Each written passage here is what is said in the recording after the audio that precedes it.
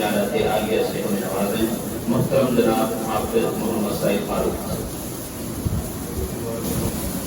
السلام علیکم ورحمۃ اللہ وبرکاتہ. الحمد للہ رب العالمین والعاقبۃ للمتقین والصلاۃ والسلام علی اشرف الانبیاء والمرسلین.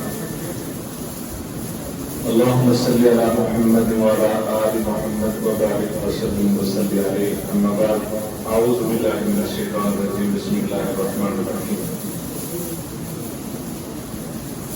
وسبح بحمد ربک واستغفرہ انہ کان توابا. صدق اللہ العظیم. مختصر حمد و ثنا کے بعد اور انشاءاللہ العزیز مختصر ہی بات، اصل خطاب ہم انشاءاللہ العزیز پیارے بھائی محترم جناب بلال بٹ صاحب کا سنیں گے. میں دو ایک گزارشات کرنا چاہتا ہوں. آج کے اس پروگرام کے حوالے سے اپنا حصہ شامل کرنا چاہتا ہوں. پہلی بات یہ کہ محترم جناب قاری زبیر صاحب کو دل کی گہرائیوں سے مبارکباد پیش کرتے ہیں. اس ادارے کی خوبصورت طریقے سے تعمیر و ترقی اور آبادکاری کے لحاظ سے اپنا بھرپور کردار ادا کرنے پہ اور ان کی پوری ٹیم کو، ان کی اساتذہ کی ٹیم کو، ان کے منتظمین کو، ان کے معاونین کو ہم مبارکباد پیش کرتے ہیں الحمدللہ کہ اس علاقے میں یہ بڑا خوبصورت پودا اور جو کہ اپنی پوری طریقے سے یہ پودا تناور درخت بن چکا ہے، جو چھاؤں بھی دے رہا ہے اور پھل بھی دے رہا ہے. اور جو بچوں کی تلاوتیں سنی ہیں، تقاریر سنی ہیں، اس سے یہ اندازہ ہو رہا ہے کہ ان کی محنتیں ماشاءاللہ بڑی کامیاب ہیں. اللہ پاک آپ کے اس ادارے کو دگنی رات چکن ترقی عطا فرمائے. آپ کو خلوص طریقے سے اسی طریقے سے اس کی آبیاری کرتے رہنے کی توفیق دے اور اس کو ایک مثالی ادارہ بنائے. دوسری بات آج کے حوالے سے، آج ہم یوم آزادی منا رہے ہیں. یقیناً یہ ہمارا اس قوم میں ایک ضروری کام ہے کہ ہم دوسری قوموں کو دکھائیں کہ ہم آزادی منانے والے قوم ہیں. ملکی سطح پر اس کی ضرورت ہوتی ہے، مجبوری بھی ہوتی ہے، لیکن اگر تعمیری طور پر دیکھیں اور گہرائی سے دیکھیں تو ہمیں اس دن کو یوم آزادی کے طور پر نہیں منانا چاہیے، بلکہ یوم فکر کے طور پر منانا چاہیے، یوم حساب کے طور پر منانا چاہیے کہ ہمارے کتنے برس بیت چکے ہیں. تو ہم نے اس ملک کے ساتھ کیا کیا ہے. ہر سال کم از کم ہم یہ تو دیکھ سکتے ہیں 14 اگست کو کہ ہمارے آباء و اجداد کی لاکھوں کی تعداد ہے جنہوں نے ایک خون کا دریا عبور کر کے یہ ملک حاصل کیا ہے. 14 اگست کو ہجرت نہیں ہوئی، وہ ہجرت کی تحریک نہیں تھی، اور یہ تحریک صرف 7 سال میں چلی. یہ صرف ایک دن کے اندر یہ پاکستان نہیں بنا، بلکہ یہ جس طرح کا یہاں ذکر ہوا ہے کہ جب پہلا ہندو مسلمان ہوا تب سے یہ فکر اور یہ تحریک چل رہی تھی. اور اس کے لیے ہمارے بہت سارے علماء نے اتنی قربانیاں دی ہیں کہ جو مین شاہراہ تھی، جو دلی سے پشاور تک، لاہور تک جاتی تھی، ہر درخت کے اوپر علماء کی لاشیں جو لڑکی ہوتی تھی، یہ صرف تحریک آزادی کے لیے تھی اور خاص طور پر اسلام کے نفاذ کی تھی. تو وہ جو میں یہ کہہ رہا ہوں کہ یہ ہجرت نہیں تھی، یہ تحریک موت تھی. تحریک موت تھی. اگر ہم مثال کے طور پر ساتھ ہمارے فیصلہ آباد کے ایک شہر ہو، کہا جائے بھائی یہ شہر آپ حاصل کر لیں، آپ کو مل سکتا ہے، تو ہم وہ شہر کبھی نہیں حاصل کر سکتے. میں آپ کو اصل میں چھوٹی سی بات بچوں کے ذہن میں یہ بات خاص طور پر ڈالنا چاہتا ہوں کہ اگر ہم یہ چاہیں کہ ہم یہ ملک کو ایک شہر حاصل کریں، کبھی نہیں حاصل کر سکتے. اس لیے ہمارے پاس کوئی نظریہ نہیں ہے. ہمارے پاس کوئی سوچ اور فکر نہیں ہے. جب یہ پاکستان بنا تھا وہ تحریک موت میں جو شامل تھے نا، تحریک ہجرت میں جو شامل تھے، ان کے پاس ایک اسٹرانگ بڑا مضبوط نظریہ تھا. وہ یہ تھا کہ ہمارا اس قوم میں گزارا نہیں، ہم ان کے اندر رہ نہیں سکتے، ہمیں الگ سے وطن چاہیے. لہذا اب ہمارے پاس پوری قوم کے پاس کوئی نظریہ نہیں ہے. جب کسی کے پاس نظریہ ہوتا ہے نا، اس کے اندر پھر ایک مضبوط ارادہ بنتا ہے، اور ارادہ اس کو ہلاتا ہی نہیں بلکہ اس کو مرنے پر بھی تیار کر دیتا ہے اور پھر وہ چیز حاصل کر لیتا ہے. لیکن ہمارے پاس اس کو کوئی نظریہ نہیں، نہ ہم پاکستان کی ترقی چاہتے ہیں، نہ باتوں میں تو جانتے ہیں، خیالات میں چاہتے ہیں، نہ ہم جس مقصد کے لیے ملک حاصل کیا گیا تھا اس کے لیے ہمارا کوئی نظریہ ہے، نہ جو بزرگوں کی سوچ تھی اتحاد کی، یگانگت کی، یکجہتی کی، وہ اس کے لیے ہماری کوئی کوشش ہے، کوئی نظریہ نہیں ہے. ہمیں تو سوشل میڈیا جس طرح چلا دیں ہم چل پڑتے ہیں کہ بھائی دیکھیں کہ سب سے لمبی چھوڑی ہے ارشد ندیم نے، تو اس کے لیے پوری قوم کھڑی ہوئی ہے. اچھی بات ہے، قوموں کو ایسے ہیرو کو آگے لانا چاہیے، اس میں اختلاف کی بات نہیں ہے. لیکن بامقصد جو ہیرو ہیں ان کو ہم نے کبھی بھی نہیں اس طریقے سے دیکھا، کبھی اس پر توجہ بھی نہیں کی، کبھی نہیں توجہ کی. ہم ہمیشہ مند کی سوچ رکھتے ہیں. ہمارے میڈیا نے ہمیں پوری قوم کو مند بھی بنا دیا ہے. ہم کچھ نہیں کر سکتے. بڑا قتل و غارت ہے، چوری بہت ہے، ڈکیتی بہت ہے، فرار بہت ہے، بڑا غلط ہو گیا ملک. میڈیا یہی دکھاتے ہیں، جبکہ ایسا نہیں ہے. اگر آپ اپنے ارد گرد میں دیکھیں، آپ جانتا نہیں ہے کہ آپ رشتوں کی پاسداری نہیں کرنے والے ہیں. ارد گرد دیکھیں. لیکن دوسری قوم میں جو ہے وہ نیگیٹیوٹی نہیں دکھاتے سوشل میڈیا پہ. قوم سوچتی ہے کچھ نہ کچھ کرے، لہٰذا ہم جو سوچتے تھے وہ بھی چھوڑ دیا. ایسی ایسی باتیں ہمارے سامنے آتی ہیں، اس لیے اچھا سوچنا ہم نے چھوڑ دیا. مثال کے طور پر اللہ رب العزت نے قرآن مجید کے اندر ایک بندے کو ہیرو قرار دیا. وہ کون ہے والا؟ وَمَنْ أَحْيَاهَا فَكَأَنَّمَا أَحْيَا النَّاسَ جَمِيعًا. جس نے ایک بندے کی جان بچائی گویا کہ اس نے پوری انسانیت کو بچا لیا. وہ ہیرو ہے، وہ پوری دنیا کا ہیرو ہے. لیکن کبھی آپ کو ایسا ہیرو کبھی دنیا میں نظر آیا ہے؟ پاکستان میں نظر آیا کسی نے دیکھا؟ چھوٹی سی مثال میں دیتا ہوں. یہ سندھ کا ایک علاقہ ہے، سب سے بڑا برج ہے، مجھے یاد نہیں ہے، تو بڑا ایک برج ہے سکر کے اندر ہے.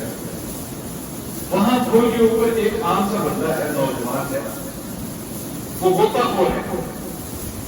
اور وہ جب کبھی سیلاب آ جائے، کبھی وہاں پکنک پہ لوگ جاتے ہیں اکثر. میں نے ایک رپورٹ میں پڑھا تقریباً اس نے 40 کے قریب ان لوگوں کو بچایا جن کا مرنا فائنل ہو چکا تھا. وہ ڈوبنے والے تھے اور اتنے گہرے پانی میں وہ غوطہ لگاتا تھا. اور پتلا سا بندہ ہے، تصویر سے مل جائے گی. اس نے 40 سے زائد لوگوں کو بچایا اور آج تک اس نے 1 روپیہ نہیں کسی سے دیا. وہ کہتے ہیں میرا مشن یہ ہے کہ میں ادھر کام کرتا ہوں اور مجھے اس میں بڑے سکون ملتا ہے. کبھی آپ نے ایک خبر سنی، کبھی سنی ایسی ہے. زیادہ ایسے ہیرو کو ہم آگے نہیں لے کر آتے. مثبت خبریں اگر آگے لے کر آئیں گے تو سارے نوجوان چاہیں گے بھائی ہم نے بھی کسی کی جان بچانی ہے. راستے میں کہیں ایکسیڈنٹ ہو گیا تو میں ضرور اس کی ہیلپ کروں، خدا نہ خواستہ میں اس کی ضرور ہیلپ کروں گا. اگر کسی کو میری مدد کی ضرورت ہو، سوشل میڈیا اگر بڑھ جائے گا ان چیزوں میں، سارے بچے چاہیں گے کہ ہم بھی ایسا کریں. قاری حکومت ابھی ہم بات کر رہے تھے، قاری صاحب نے ان کو بلایا تھا مرکزی مسجد کے اندر، ان سے تلاوت کروائے. ایک جب میں وکیل تھا ان کی تلاوت، ایک لوگ موجود ہیں لیکن بہت سارے لوگ جو ہیں وہ اس طرف پازیٹیو خبروں کی طرف نہیں آتے. اس نے پوری دنیا سے، پوری دنیا کا مقابلہ کیا، پوری دنیا سے اچھی آواز، اچھی قرات کے اندر اس نے تلاوت کی ہے. قاریوں کو چند لوگوں نے اس کو سراہا ہے، لیکن جتنا ارشد ندیم کو سراہا گیا اس کو سراہا ہے. لہٰذا ہم چاہتے نہیں ہیں اسلامی لفاظ ہو یا اسلام کی بات ہو، ہم بتاتے کو کیوں ہمارے میڈیا نے اس طرف لگا دیا کہ جتنی ایسی خبریں ہیں اس کو تو ہم اچھال دیں، اچھی خبروں کی طرف ہم آئیں. لہٰذا ان دونوں خبروں میں فرق کیا ہوگا کہ ارشد ندیم بہت اچھی بات، اس میں یہ بات سمجھ میں سمجھ کر اچھی بات ہے کہ ملک کی سطح میں ایک نام روشن ہو، ملک کا نام روشن ہو. لیکن پھر ایسا ہی ہوگا ہمارے قوم کے بچے ایسے ہی کاموں میں لگے رہے. آپ دیکھیں سوشل میڈیا بڑا بڑا ایک نے ڈنڈا اٹھایا ہوا ہے اور وہ پھینکنے کی کوشش کر رہے ہیں، ویڈیو بن رہی ہے اور اسی پہ ٹک ٹاک سارے اکٹھے ہو گئے ڈنڈے پکڑ کے اٹھائے ہوئے. کیوں؟ آپ جو ایک ٹرینڈ دیں گے وہی فارم کریں گے. اب سارے بچے یہی سوچیں گے کہ ہم صرف ایسا کوئی کام کرتے ہیں کہ ہیرو بن لیں، لیکن تلاوت کے اندر آگے نہیں ہے، کیونکہ تلاوت والے کو اتنے پیسے نہیں ملتے، تلاوت والے کو اتنی پذیرائی نہیں ہوتی، یا قرآن مجید کی یا دین کی بات کرنے والے کی یا جان بچانے والے کو کوئی جانتا بھی نہیں ہے. لہٰذا ایسی صورتحال نہیں ہے. ڈاکٹر صفدر محمود سے ایک بہت بڑے رائٹر تھے، بہت ہو گیا اللہ پر رحمت فرمائے، اچھا لکھتے تھے. کہتے ایک دفعہ سفیر تھا روس کا، وہ روس کا سفیر اسلام آباد سے لاہور جا رہا تھا، تو اس کا ڈرائیور تھا، جیلوں کے قریب وہ گاڑی خراب ہو گئی. روسی صاحب کی وہ گاڑی تھی، یہاں اس کے مکینک نہیں ہوتے، وہ گاڑی کے اندر خرابی آ گئی. اس نے ڈرائیور نے کوشش کی لیکن وہ نہیں کی. تو دور ایک ورکشاپ جو طرح کی ہوتی ہے روڈ کے اوپر ہلکی سی ایک جو بیٹھا ہے مکینک چند اوزار رکھے، وہ ڈرائیور اس کو بلا کے لایا. اس نے آ کر اس کو چیک کیا، چیک کرنے کے بعد 1 منٹ یا 1.5 منٹ لگا تو گاڑی چل پڑی. وہ سفیر اندر بیٹھا تھا، اس نے گاڑی ڈرائیور نے اسٹارٹ ہوا.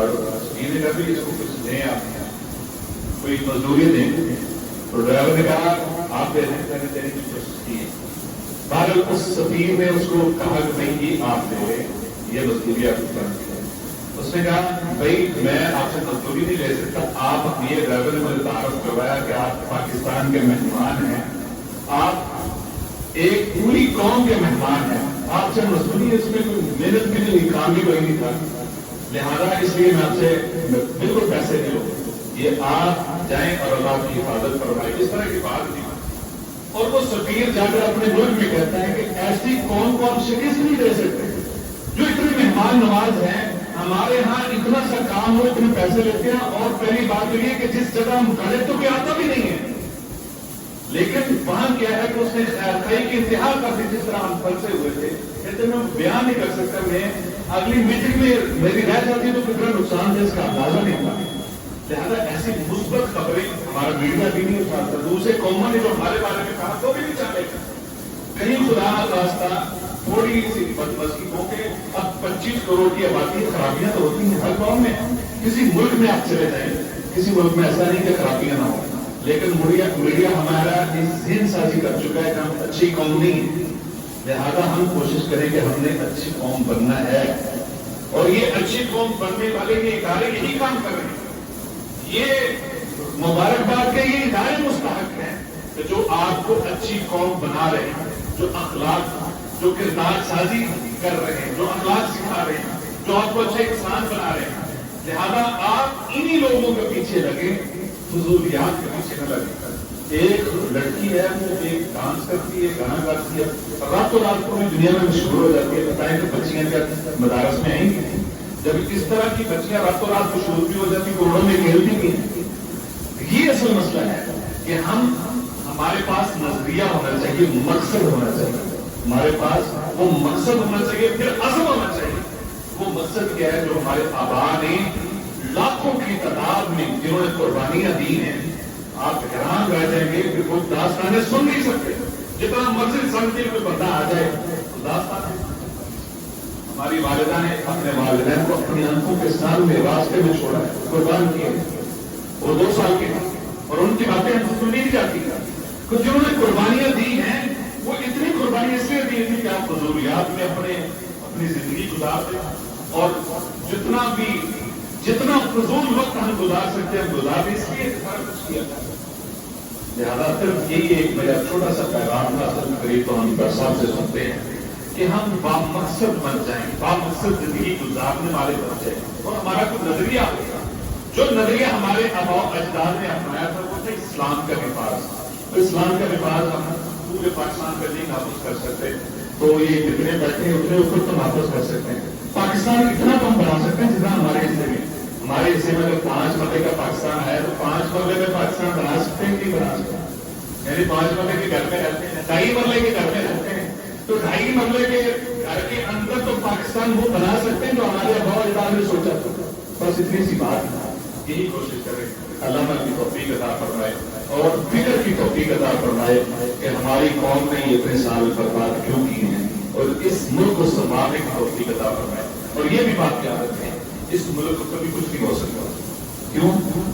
ایک قربانی جو ہے نا ایک قربانی دی ہو وہ قربانی رائے گاہ نہیں جاتی ہے. ہمارے آباد لاکھوں کی تعداد میں قربانیاں دی ہیں. ان قربانیوں کی مضبوط دیواروں پہ یہ پاکستان کھڑا ہے اس لیے کبھی بھی ختم نہیں ہو سکتا ان قربانیوں کی وجہ سے. کیونکہ ختم کرنے کے لیے بڑی کوشش کی گئی اندرون سے بھی بیرون سے بھی لیکن یہ ختم نہ ہوا ہے نہ ہوگا اس لیے کہ اس میں لاکھوں کی قربانیاں موجود ہے خون موجود ہے اور قربانی پر خون کبھی آئے گا نہیں جاتا. السلام علیکم.